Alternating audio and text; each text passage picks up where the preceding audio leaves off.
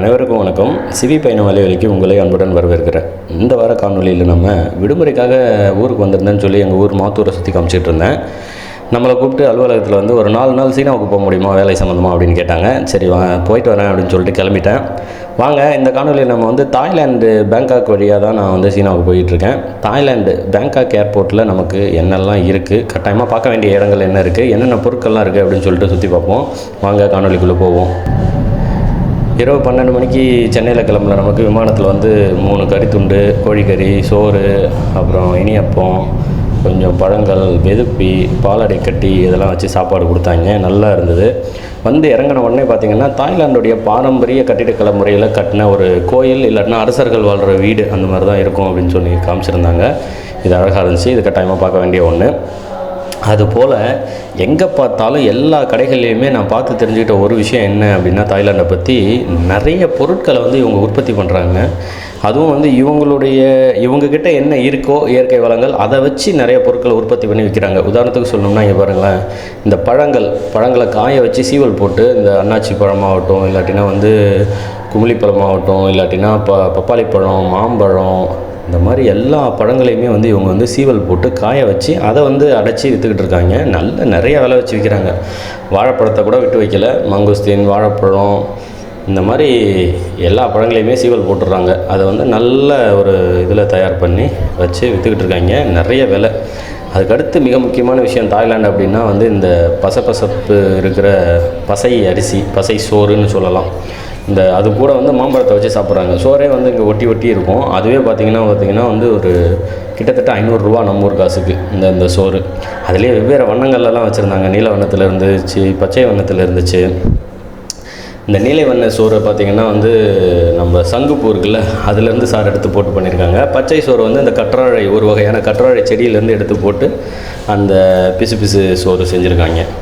சோறு அப்புறம் மாம்பழம், இதுதான் வந்து ஒரு மிகப்பெரிய உணவாக இங்கே இருந்துச்சு இந்த விமான நிலையத்தில். அதுக்கப்புறம் மாம்பழம் பார்த்திங்கன்னா 2 மாம்பழம் வந்து கிட்டத்தட்ட 1000 ரூபாயாம் நம்ம ஊர் காசுக்கு. அப்படி என்னடா இருக்குது அப்படின்னு நானும் சுற்றி பார்த்தேன். எனக்கும் ஒன்றும் தெரியல. 500 ரூபாயா ஒரு மாம்பழம் அப்படின்னு பார்த்தா அதை விட அதிக விலைக்கும் கூட இருந்துச்சு. நான் அங்கே பார்த்தது தான் இருக்கிறதுலே கம்மி. சரி, வாழைப்பழத்தையாச்சும் வாங்கி சாப்பிட்லான்னு பார்த்தா அதுவே வந்து 125 ரூபா. பப்பாளியெல்லாம் கிட்டத்தட்ட 400 ரூபாய்க்கு இருந்துச்சு. இந்த மாதிரி மேங்கோஸ்டீன் ஆகட்டும், இந்த லோங்கன் பழம், துரியான், எங்கே பார்த்தாலும் அவங்கக்கிட்ட என்ன இருக்கோ அதை எல்லாத்தையும் அப்படியே கொண்டு வந்து வானூர்தி நிலையத்தில் வச்சு விற்றுட்ருக்காங்க. இந்த கொய்யாப்பழம் எல்லாமேங்க. ஆனால் எல்லாமே பயங்கர விலையாக இருந்துச்சு. ஏன்னே தெரியல. ஒரு வேளை தாய்லாந்து முழுக்க விலை அப்படி தான் இருக்குமோ என்னவோ.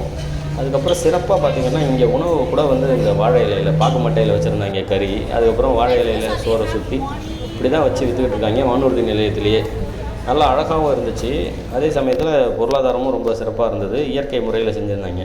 இருக்கிறதுலே மிகச்சிறப்பு என்னென்னா இந்த புளியம்பழம் மிட்டாய் தான். சரி, மிட்டாய் கூட பரவாயில்லன்னு சொல்லிடலாம். புளியம்பழத்தை கொண்டு போய் தேனில் முக்கியோ, இல்லாட்டினா வந்து ஏதாச்சும் ஒரு மேலே வேறு ஒரு பழத்து கூட கலந்தோ வச்சு இந்த மாதிரி பழத்தையே அப்படியே விற்றுக்கிட்டு இருக்காங்க. கொய்யாப்பழ சீவெல்லாம் நான் கனவுல கூட நினச்சே பார்க்கல. எப்படியோ போட்டிருக்காங்க. அந்த மாதிரி ஒரு பழத்தை கூட விட்டு வைக்கல. எல்லாத்தையுமே வந்து இவங்க பொருளாதாரம் தான். பலாப்பழம் மிட்டாய் ஆகட்டும், இல்லை பலாப்பழ சீவல் ஆகட்டும், புளியம்பழம் முதற்கொண்டு எல்லாத்தையும் வந்து அதை சந்தைப்படுத்தி அவங்கக்கிட்ட இருக்கிறத வந்து உலக மக்களுக்கு விற்றுக்கிட்டு இருக்காங்க. இந்த வானூர்தி நிலையத்தை வச்சு நம்ம ஒரு விஷயத்தை தான் சொல்லலாம். இவங்க எந்த அளவுக்கு வந்து இங்கே வச்சு இப்போ இது பாருங்கள், வாசனை திரவியங்கள், தாய்லாந்துடைய வாசனை திரவியங்கள்னு சொல்லி இந்த வழுவை கட்டி, இல்லாட்டினா மேலே பூசிக்கிறதுக்கான வாசனை திரவியம், இது எல்லாமே இவங்களுடைய தயாரிப்பு.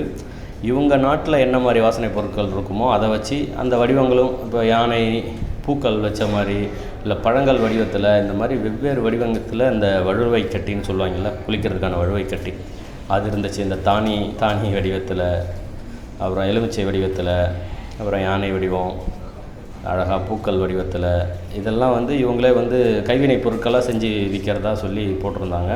ஆனால் விலை தான் பயங்கரமாக இருந்துச்சு. 500 ரூபா ஒவ்வொரு வழுவை கட்டியும். அதெல்லாம் குறைஞ்சபட்ச விலையே 500 ரூபாயில் ஆரம்பித்து 750, 800 போய்கிட்டே இருக்குது. ஆனால் குழந்தைங்களுக்கு ஏற்ற மாதிரி, இல்லை பிடிச்ச மாதிரியான மிட்டாய் மாதிரியான வடிவங்கள்லாம் கூட வச்சுருக்கிறதுனால கொஞ்சம் எல்லாம் இதை ஒரு தனிச்சிறப்பாக பார்த்து வாங்கிட்டு போகிறாங்க. இந்த வாழை நாரில் செஞ்ச பை, இல்லாட்டினா இந்த பனை ஓலை, இல்லை மூங்கிலில் செஞ்ச இந்த மாதிரி பணப்பை, இந்த மாதிரி குட்டி குட்டி விஷயங்கள் எல்லாமே கூட வந்து இவங்களுடைய தனிச்சிறப்பை எடுத்துக்காட்டும் வகையில் இருக்குது. நம்ம ஊர் வானூர்தி நிலையத்தில் என்னத்தை வச்சு விற்றுக்கிட்டு இருக்கோம் அப்படின்னு யோசித்து பார்த்தா, இது கூட ஒப்பிட்டு பார்த்தா ஒன்றுமே கிடையாது. உண்மையாகவே தாய்லாந்து பார்த்திங்கன்னா வந்து அவங்களோட பொருளாதாரத்தை அவங்க கைக்குள்ளே வச்சுருக்காங்க. எதையும் வாங்கி விற்காமல் பாருங்கள், இந்த பையெல்லாம் கிட்டத்தட்ட 1250 ரூபா நம்ம ஊர் காசுக்கு. அதில் அவ்வளோ எப்படி அப்படி என்ன தான் இருக்குதுன்னெலாம் நமக்கு தெரியாது. ஆனால் அதை தான் வச்சு விற்கிறாங்க. சரி, வேறு ஏதாச்சும் பொருளை பார்ப்போம் அப்படின்னு பார்த்தோம்னா, இந்த மாதிரி பொம்மைகள்லாம் இருந்துச்சு. இந்த பொம்மை எல்லாமே கூட வந்து ரொம்ப விலை கூட தான் போட்டிருந்துச்சு.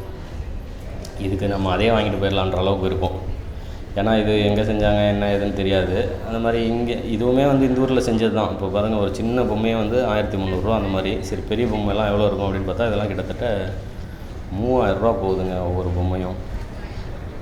ஒன்று தான், தாய்லாந்து வானூர்தி நிலையத்துக்கு வந்தோம்னா நம்ம வந்து எந்த பொருளையும் கை வைக்க முடியாது. எல்லாமே வந்து விலைகள் வந்து ஐரோப்பா விலையை விட ரொம்ப அதிகமாக இருந்துச்சு. இன்னொன்று, அவங்க எல்லா பொருட்களையும் அவங்களுடைய சொந்தமாக தயாரித்து அந்த நாட்டிலே உற்பத்தி பண்ணி வச்சு விற்றுக்கிட்டு இருக்காங்க. அவங்களுடைய பொருளாதாரத்தை அவங்க கைக்குள்ளே வச்சுருக்காங்க, எதையும் வாங்கி விற்கலை. சரி, உணவுப் பொருட்கள், பன்னாட்டு உணவுப் பொருட்கள்லாம் எப்படி இருக்குது அப்படின்னு பார்த்தோம்னா, இந்த விரிப்பிலாம் 250 ரூபா. இதெல்லாம் வந்து நம்ம ஐரோப்பாவிலேயே வந்து இந்த விலைக்கு விற்காது. ஒரு 50 ரூபா, அதிகபட்சம் 100 ரூபா தான். ஆனால் இவங்க வந்து 250 ரூபாய்க்கு விற்றுக்கிட்டு இருக்காங்க.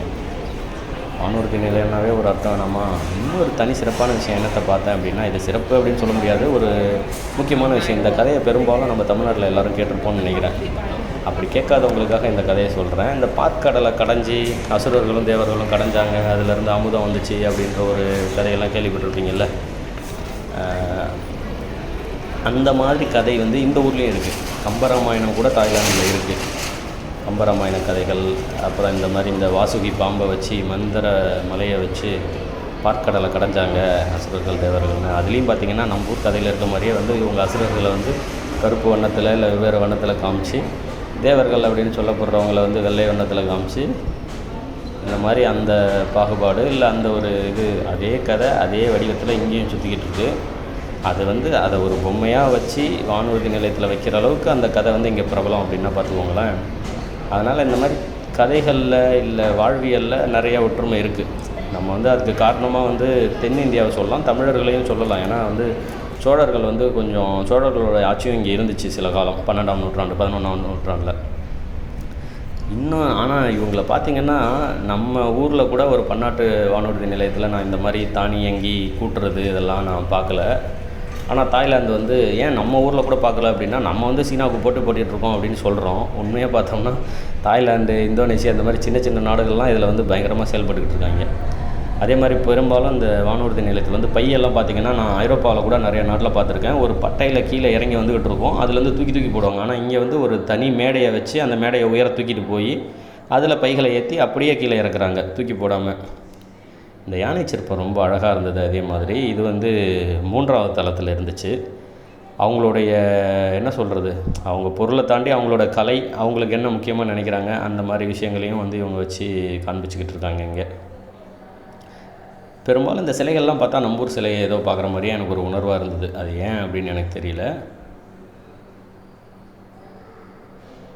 ஒன்று சொல்லலாம், ஐரோப்பிய தரத்தில் இந்த வானூர்தி நிலையத்தை வச்சுருக்காங்க. ஊர் எப்படி இருக்குது அப்படின்லாம் தெரியல.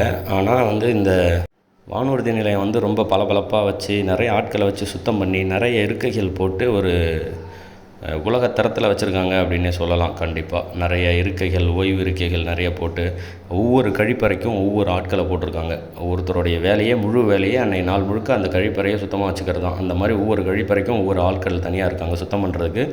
அவங்க படங்களை போட்டு, அவங்க பேரை போட்டு, அவங்களுக்கு நன்றி சொல்லி பாராட்டியெல்லாம் ஒரு இதெல்லாம் கடிதங்கள்லாம் வச்சுருக்காங்க.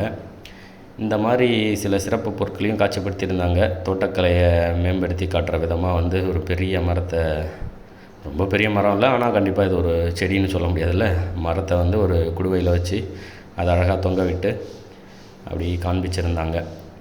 அவங்க ஊரோடைய உணவு, அவங்க ஊரோடைய முக்கியமான பொருட்களை சிலையாக வச்சுருக்காங்க. அப்புறம் கட்டடக்கலையை மேம்படுத்துகிற மாதிரி காமிச்சிருக்காங்க. நம்ம இன்னும் சீனாவுக்கு போட்டி போடுறதுக்கு பதிலாக முதல்ல வந்து தாய்லாண்டை நோக்கி போட்டி போடணும் போல் இருக்குது. அந்தளவுக்கு சிறப்பாக நிறையா வச்சுருக்காங்க. வாங்க நம்ம அடுத்த காணொலியில் நேராக சீனா போயிடலாம். அனைவருக்கும் வணக்கம். தொடர்ந்து பயணிப்போம். நன்றி, வணக்கம்.